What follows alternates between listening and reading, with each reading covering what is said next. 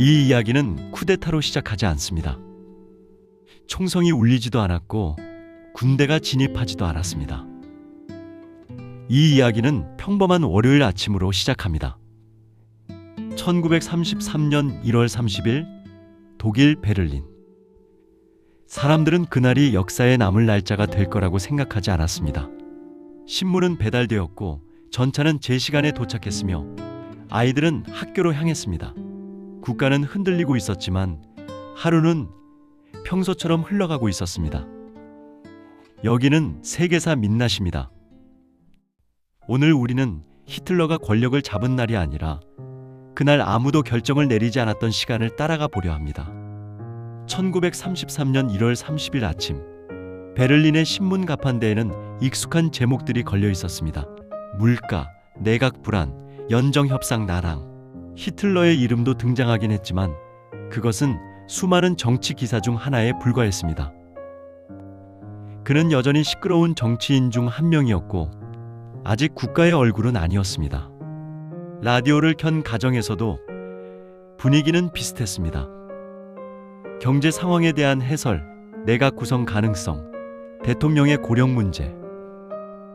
히틀러가 총리가 될 수도 있다는 이야기는 가능성 중 하나로 언급될 뿐이었습니다. 사람들은 설마라는 말을 마음속에서 반복했습니다. 독일에는 아직 헌법이 있었고 아직 대통령이 있었으며 아직 의회가 존재했습니다. 그래서 이 아침은 위기의 아침이 아니라 필요한 일상의 연장이었습니다. 거리의 시민들도 크게 다르지 않았습니다. 실업자들은 구직 사무소 앞에 줄을 섰고 상점 주인들은 문을 열었으며 공무원들은 출근길에 올랐습니다. 정치가 불안하다는 건 모두가 알고 있었지만 그것이 오늘 당장 삶을 바꿀 거라 생각한 사람은 많지 않았습니다. 이때까지도 히틀러는 결정된 인물이 아니었습니다. 그는 여전히 협상의 대상이었고 조정 가능한 카드였으며 필요하면 버릴 수도 있는 이름이었습니다. 같은 시간 베를린의 정부 건물 안에서는 전혀 다른 공기가 흐르고 있었습니다.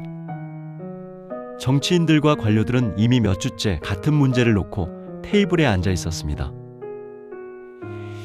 연정은 계속 실패했고 의회는 마비 상태였으며 대통령은 점점 인내심을 잃고 있었습니다. 문제는 히틀러가 아니라 더 이상 다른 선택지가 보이지 않는다는 사실이었습니다. 그를 포함시키지 않으면 정부가 구성되지 않았고 그를 배제하면 국정은 멈춰섰습니다. 이 시점에서 중요한 건 히틀러를 지지하는 사람이 많았느냐가 아니었습니다. 중요한 건 히틀러를 쓰지 않고도 상황을 관리할 수 있다고 믿는 사람이 점점 사라지고 있었다는 점입니다. 정치 엘리트들은 스스로를 이렇게 설득했습니다. 히틀러를 총리로 임명하되 내각은 우리가 통제한다. 핵심 부처는 넘기지 않는다. 대통령의 권한은 여전히 강력하다. 히틀러는 대중연설에는 능하지만 국정 운영은 미숙하다. 필요하면 언제든 교체할 수 있다. 이 논리는 매우 합리적으로 들렸습니다. 실제로 그 방 안에 있던 사람들 대부분은 급진주의자가 아니었습니다. 그들은 혁명을 원하지 않았고 체제 전복을 상상하지도 않았습니다. 그들이 원한 것은 지금 이 혼란을 넘길 수 있는 임시 방편이었습니다.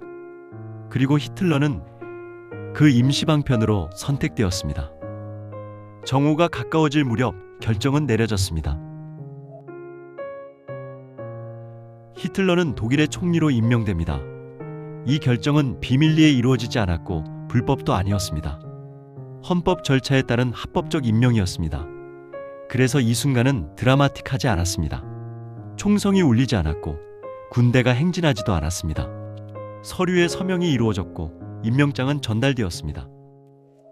이때 중요한 장면은 환호가 아니라 무덤덤함입니다.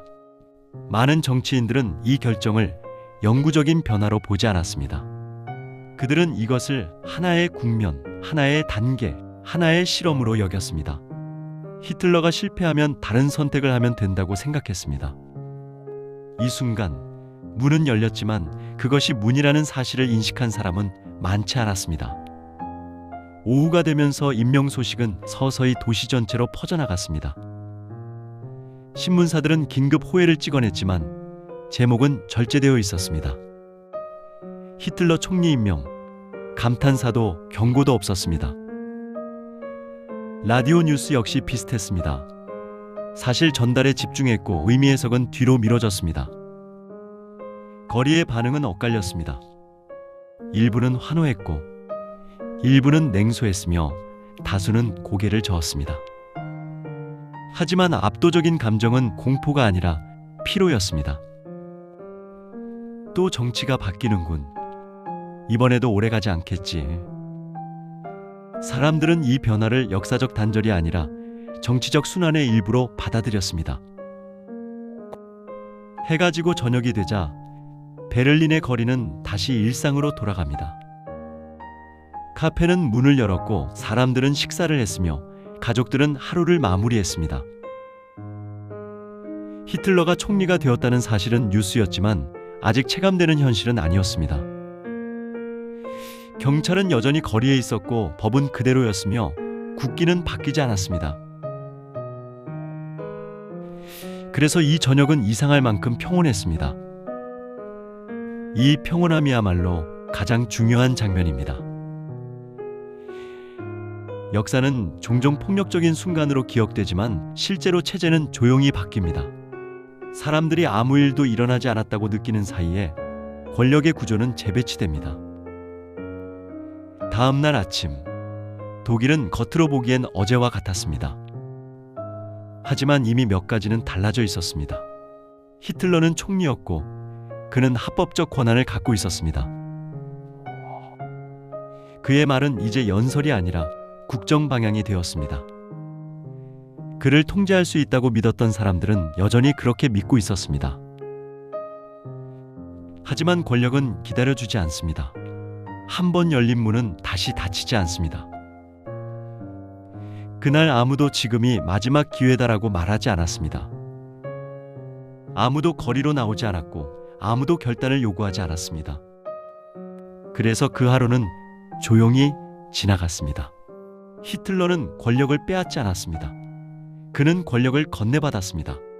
그 과정에는 음모도 있었고 계산도 있었으며 피로도 있었습니다. 하지만 무엇보다 중요한 건 그 모든 선택이 당시에는 합리적으로 보였다는 사실입니다. 이 이야기는 악당의 광기가 아니라 평범한 판단들이 쌓여 만들어진 결과입니다. 우리는 늘 왜 그런 선택을 했을까를 묻습니다. 그러나 더 중요한 질문은 이것입니다. 그때 왜 아무도 멈추지 않았는가?